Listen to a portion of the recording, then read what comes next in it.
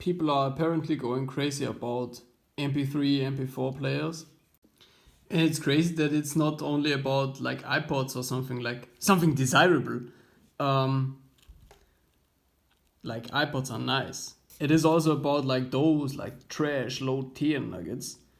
So they mostly work if you buy them. Like I bought those, like this was $30, this was like 12.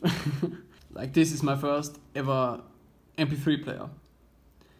I bought it in like early 2010s, like when I was just a kid. It was like 40 euros. It was not expensive. And as you can maybe see, like, you know, the battery is cooked when you like, it is plugged in and like you pull it and bam, it's like instantly off. Yeah, so those LiPo batteries are very trash and not reliable. You know what's reliable? Nokias, remember those? I don't really remember those because I'm a bit too young for that. But many of you probably are older than me and remember those. And yeah, those are reliable. Like, so I got, like, I won't destroy this 3310. I love that thing. It is just so vintage and lovely. You can see, I opened it the wrong way. Like, it is just like, I was an idiot back then. Like, bam. Dumb kids do dumb shit. So I got this. This is out of some, like, early 2010s Nokia, and I used this before. I soldered some leads onto it. I will remove them and put new leads on it. But it works, and it's a Nokia, so it probably won't expand. It's like thin. Like, I'm going to open this thing now.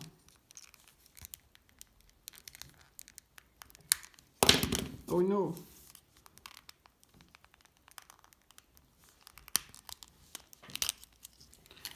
So I already had removed that battery because I was a bit concerned about exploding. But I figured for the sake of the video, it's like, yeah, I put it back in. So what you're gonna do at first, you are going to remember where you put the leads. Like, here is plus, here is minus. Remember it. You're going to take a hot soldering iron and remove the two leads.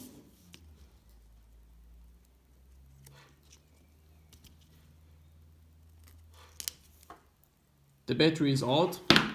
If yours has some charge in it, and so then don't touch those.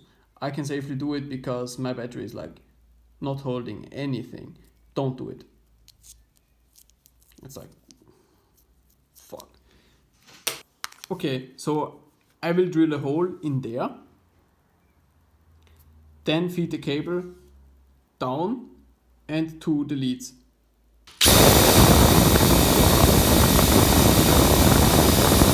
I will now find some wiring. Okay, so I will at first solder one wire and then the other. I will get a bit of solder on it.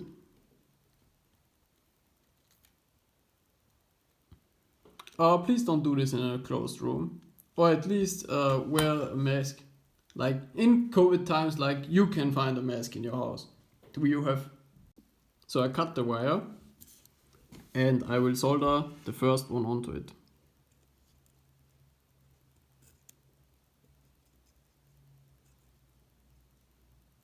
Okay, so let's take the second one.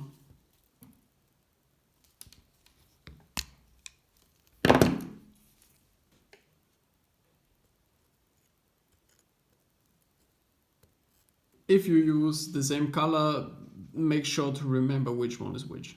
So I will now thread that through.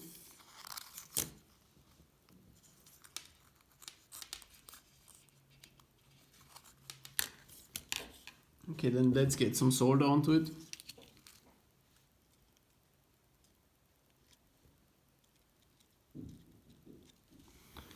Then the next thing, very important, make those as short as you can. Like that it is. Only very, very short contact point. Now we're going to take the battery, and I will remove that. You don't have to do it. Your battery is probably genuine original. That's one.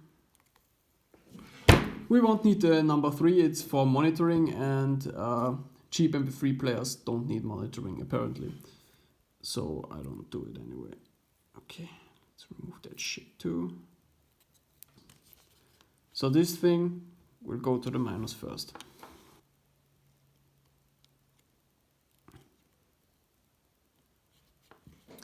Then the next one will go to plus.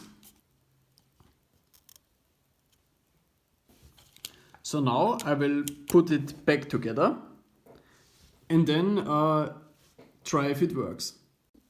Okay, so it is like almost back together. It kind of bends somewhere, but alright.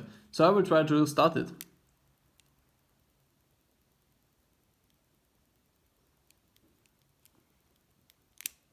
Okay, that's a bad sign. Let's give it some power.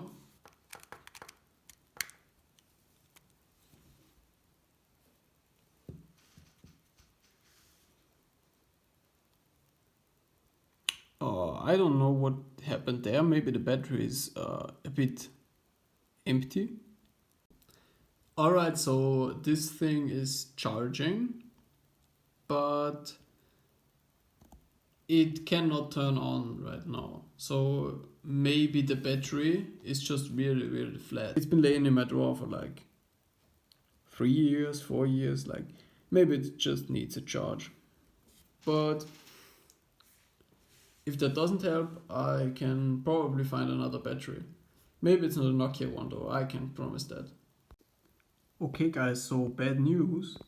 I believe the Nokia battery is blown because I just soldered in this capacitor and it charges it. So apparently the Nokia battery was no good, maybe due to storage. I tried to charge it for about an hour with a capacitor in parallel to the battery to maybe push it above the edge to charge, but it didn't work, and I tried to power it on and then measured the battery voltage and it was like 0, like 50 millivolts or something, like no charge. So I'm certain that this battery is cooked. It's sad because it's a Nokia, but I found this thing, which is a nickel metal hydride battery. And those things are usually what I would call indestructible, like they work always, but they take a very long time to charge and they are like very low power density. Like this is a very large battery, but only has 300 milliamp hours. Good point about those is that they are very safe. They are not a real hazard of exploding or blowing up. It has some charge left in it, but you can see it works like a little bit. There is charge in it, so it can hold charge. That's a good thing. Okay, so I will now remove this junk and install that junk. Usually don't cut it like with both, but I know the battery is discharged, so it won't be a problem in this particular case.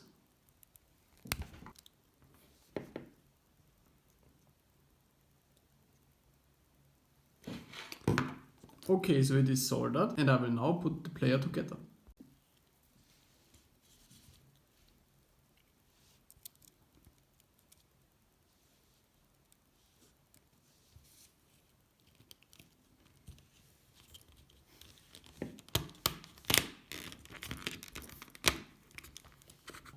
I will glue this in later.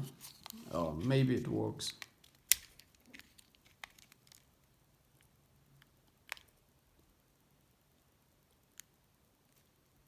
I have to charge it. I'm done. So friends, that's a very good site. I will leave it charging for about an hour and then I will try to turn it on. So I charged that thing for some time and I will now try to turn it on.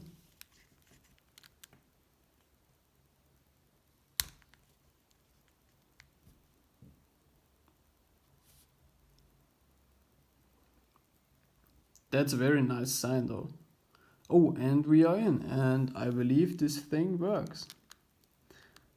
Yeah, it's creaky, but you know, I can go into music, it searches for some time, and yeah, I got no files onto it, but I can search for files, like, okay, it's empty, but it worked just fine. So what did we learn today? Even Nokia batteries are not always the best option. And we have also learned that nickel metal hydride batteries are very reliable and almost always work. Like, they are great. Like, this thing has been sitting for like 5 years minimum.